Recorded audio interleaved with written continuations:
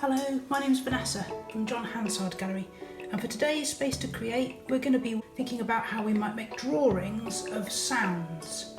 So for today's activity you will need any of these materials. So we have an ink pad and some stamps, or you could use scissors and coloured paper, you could use tape, you could use stickers, or you could use felt pens, or a combination of all of them. And you'll need some plain paper as well. If you have any instruments at home, you could play around and see what kind of sounds they make. If you don't have any instruments, it really doesn't matter. You can use your voice, you can clap, you can tap the table, anything that makes a sound. Have a little think about how you might describe the sounds. So this might make a clacking sound. And then we're going to think about how we might make a shape that could describe that noise. Now you really can't get this wrong, there is no right or wrong. So here we've made a shape out of pieces of cut up paper that to me will look a little bit like clack. This ukulele makes quite a nice noise. I've described that as twang, even though actually it's a kind of nicer noise than that. And I've used a felt pen to draw that sound.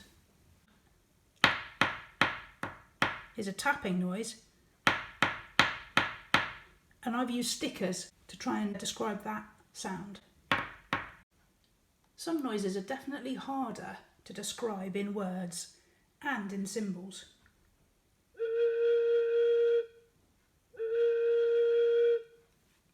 That was my best attempt at the noise the whistle makes. This one is probably the one I like best. This was Jingle, and I used ink pad and some stamps that I had and combined them together to make that symbol. I used the symbols I had made and arranged them on the page. I worked from left to right to show how the sounds follow on from one to the other. Traditional music is left from left to right, like writing. High sounds can be shown by putting your symbol near the top of the page and low sounds near the bottom.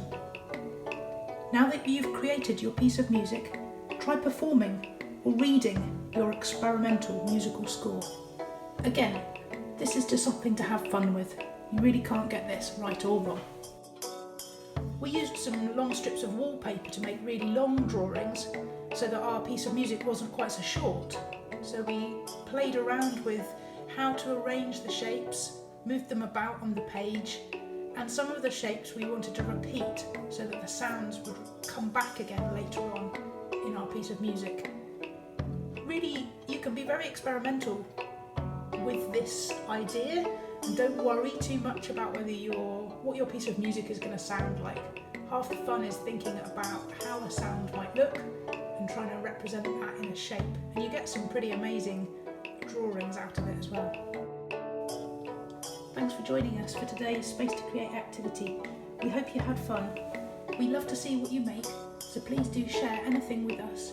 You can email us, vanessa@jhg.art, or you can tag us at John Hansard Gallery and post it to Instagram. See you soon.